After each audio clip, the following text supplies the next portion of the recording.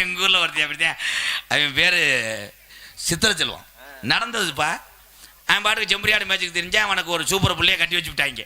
பாண்டிக்கு தெரியும்.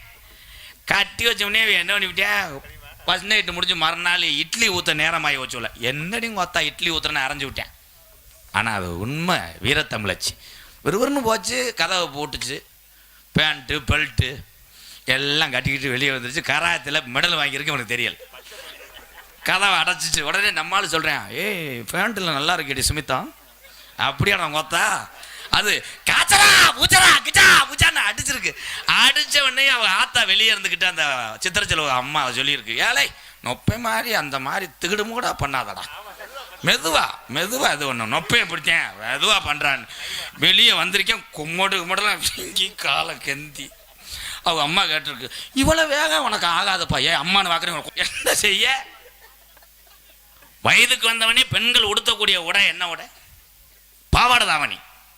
அந்த பாவாடை தாவணி இப்போ எங்க இல்லைன்னா நக்கு